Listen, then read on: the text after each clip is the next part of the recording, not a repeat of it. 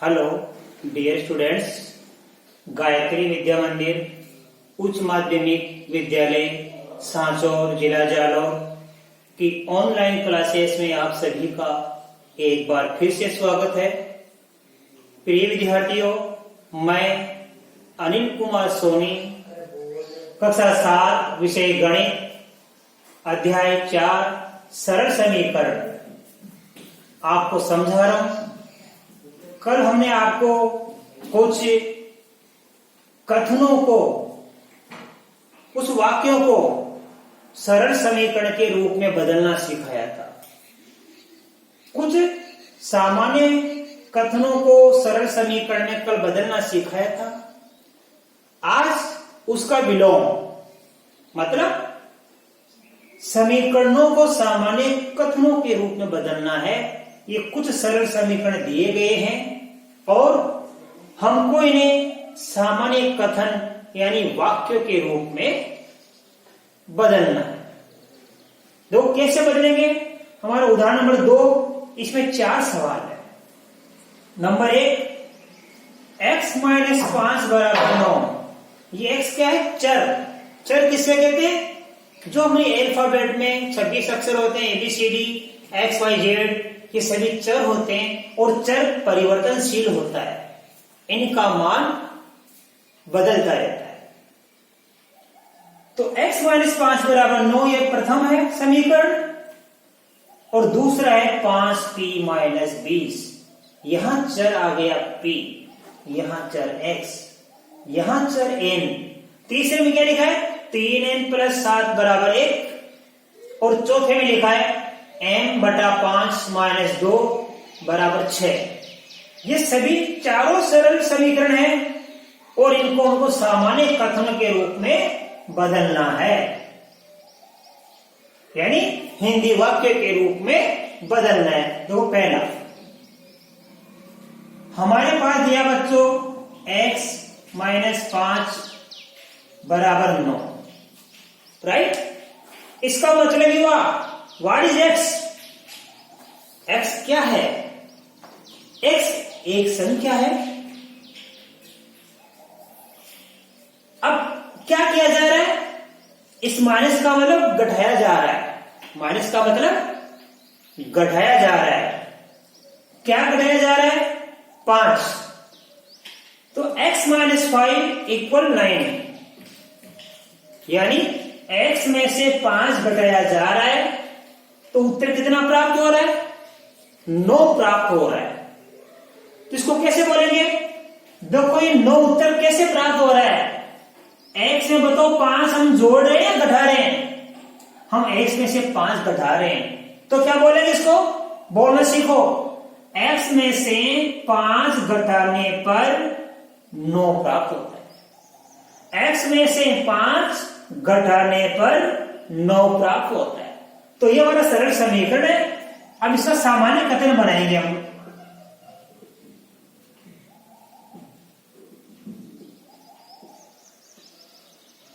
देखो कैसे लिखेंगे? x में से 5, यदि प्लस का चिन्ह होता तो लिखता मैं जोड़ने पर, और माइनस का चिन्ह है तो लिखूंगा घटाने पर। x - 5 मतलब x में से 5 घटाया जा रहा है, और आ जाए 5 - x। इसका मतलब 5 में से x घटाया जा रहा है। यहां तो x में से क्या घटाया जा रहा है? 5, और यहां 5 में से क्या घटाया जा रहा है? x।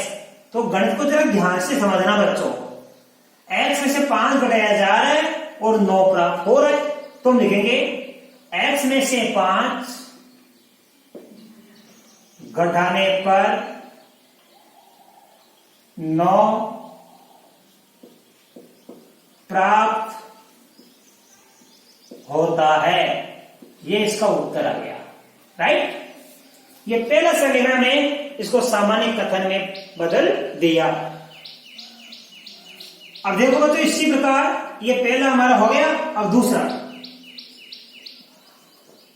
ये क्या लिखा हमारे पास? 5p बराबर 20। तो ध्यान से समझना, यहां लिखा 5p बराबर 20। अब 5 के और p के बीच में कोई चिन्ह नहीं है, कोई चिन्ह नहीं है, तो इसको गुणा मानते हैं। क्या मानते हैं? गुणा। 5 का गुणा किससे हो रहा है? p से। तो p का गुणा किससे हो रहा है? 5 से। अर्थात p का 5 गुना। p का गुना किससे हो रहा है? 5 से हो रहा है। तो p का 5 गुना कितना प्राप्त हो रहा है? 20। इस p का 5 गुना कितना प्राप्त हो रहा है? 20 प्राप्त हो रहा है। तो इसका सामान्य कथन क्या बन जाएगा?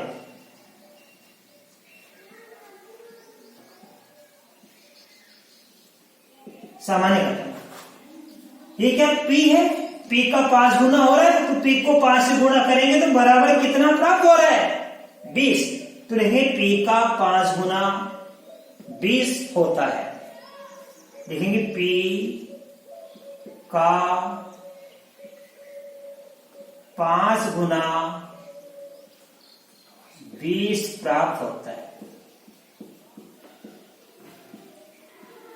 ये इसका उत्तर हो गया। राइट? p का 5 से गुणा करने पर कितना उत्तर है? 20। तो p का 5 गुना कितना प्राप्त हुआ? 20 प्राप्त हुआ। अब इसका देखो तीसरा। तीसरे में क्या लिखा है? 3n + 7 बराबर 1। 3n + 7 बराबर 1। अब इसका मतलब समझो। हमारे पास चर क्या है? n, और n के और 3 के बीच में कोई भी चिन्ह नहीं है। तो अभी आपने सिखाया कि जब इनके बीच में कोई चिन्ह नहीं है, यह चर और यह अचर, यह चर और यह अचर, कोई चिन्ह बीच में नहीं है, ये बीच में यहां पे कोई चिन्ह नहीं है, तो इसको गुणा मानते। क्या मानते? गुणा। ये 3n कब आएगा? n को 3 से गुणा करने पर तो है 3n। 2n होता तो कब आता 2n? n को 2 से गुणा करने पर। 5n कब आता? n को 5 से गुणा करने पर। तो यहां क्या लिखा? 3n + 7 बराबर 1। इसका मतलब है बच्चों, n को पहले किससे गुणा करेंगे? 3 से। n को 3 से गुणा करेंगे, फिर 7 को हम जोड़ेंगे, तब जाके कितना प्राप्त हो रहा है? 1 प्राप्त हो रहा है। ठीक है? अब आप ध्यान देना, तो इसका सामान्य कथन कैसे बनेगा?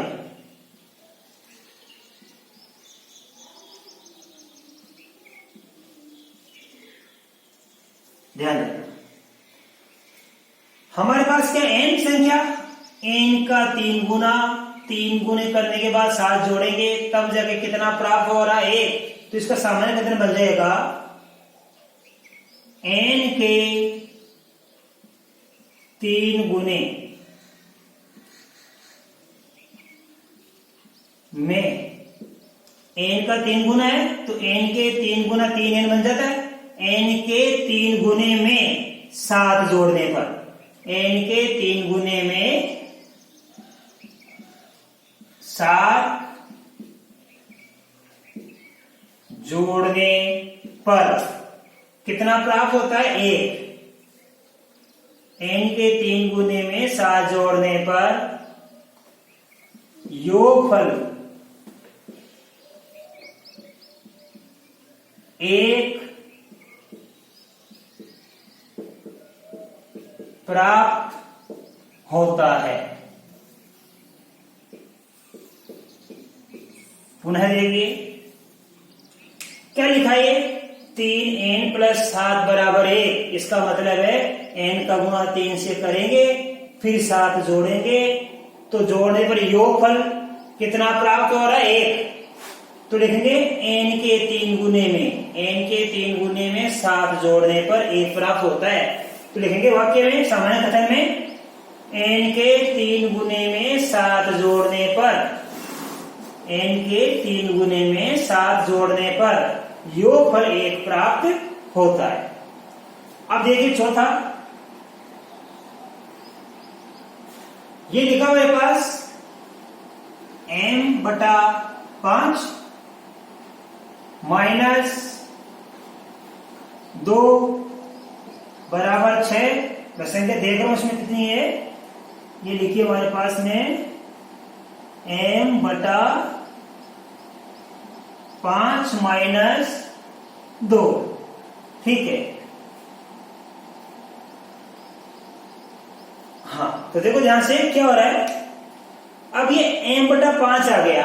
देखो बच्चों, एक तो होता है 5m, एक होता है m/5। ये 5m कब आता है, इनके बीच में कोई चीज नहीं, 5 को m से गुणा करेंगे तब 5m प्राप्त होता है। और ये m बटा कब प्राप्त होता है, ध्यान देना, जब m का गुणा किससे करेंगे, 1/5 से। m का गुणा 1/5 से करेंगे तो m को 1 से गुणा करने पर m नीचे 5 का 5, तो m/5 कब प्राप्त होता है, जब m का 1/5 भाग हो जाए। m का कितना हो जाए, 1/5 भाग हो जाए। तो आप ध्यान से समझना। अब इसमें क्या है, इसका मतलब है कि ये m/5 का मतलब है m का 1/5वां भाग। m/5 का मतलब है m का 5वां भाग, m का 5वां भाग। तो m के 5वें भाग में ही 5वां हिस्सा, इसमें से 2 घटाएंगे, तो m के 5वें भाग में से 2 घटाएंगे तब कितना बचता है, 6 बचता है। तो इसको कैसे लिखेंगे, देखो सामान्य कथन में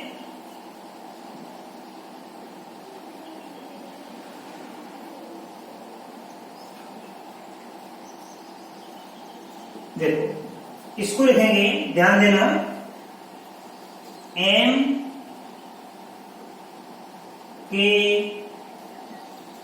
1/5वें भाग, ये m का 5वां भाग है, तो लिखेंगे m के 1/5वें भाग में क्या करेंगे, 2 घटाएंगे, 2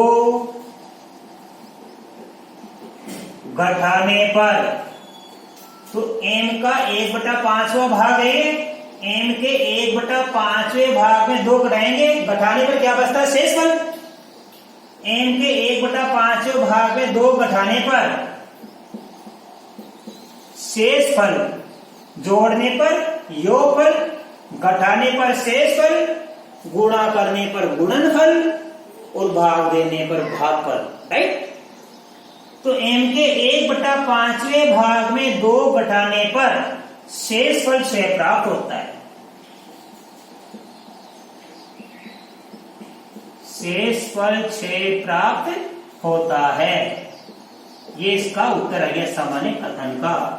तो मैं बच्चों जरा ध्यान से देखिए, मैंने आपको इसके उदाहरण नंबर 2 के चारों सवाल आपको बताए, ठीक है। देखो अच्छे समझना दोबारा से।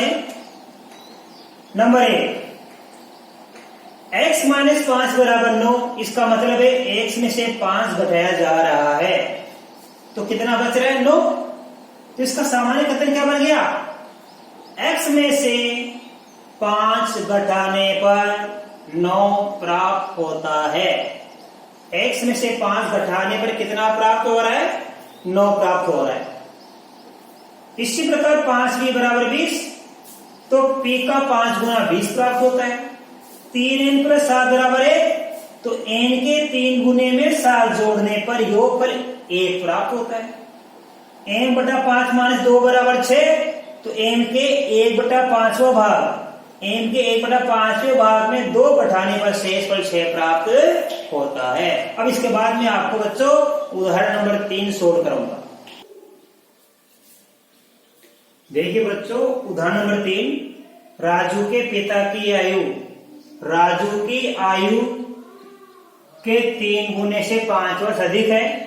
राजू के पिता की आयु 44 वर्ष है और राजू की आयु ज्ञात करने के लिए एक समीकरण बनाइए। अब राजू की आयु हमें ज्ञात करनी है, उसका समीकरण हमको बनाना है। हमें पता नहीं राजू की आयु क्या है, तो हमने कहा कि जो आयु हमें ज्ञात नहीं है उसको हम x मानते हैं। कोई भी चर, चाहे x मान लो, चाहे y मान लो, चाहे जेड मान लो। तो कैसे करेंगे, पहले लिखेंगे माना राजू की आयु बराबर x वर्ष। ठीक है, अब देखो राजू की आयु का 3 गुना, राजू की आयु का क्या ज्ञात करेंगे, 3 गुना, कितना हो जाएगा, x गुना 3 बराबर 3x। अब 3 गुने से 5 अधिक करो, लिखेंगे अब राजू की आयु के 3 गुने से 5 वर्ष कितना करना हमको, अधिक करना है। तो राजू की आयु का 3 गुना 3x था, इसे 5 अधिक करेंगे तो 5 जोड़ देंगे, 3x प्लस 5 ये हो गया।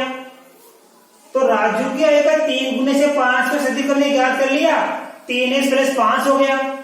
और ये किसके बराबर है, राजू की आयु का 3 गुने से 5 वर्ष अधिक किसकी आयु है, राजू के पिता की आयु। तो लिखेंगे चूंकि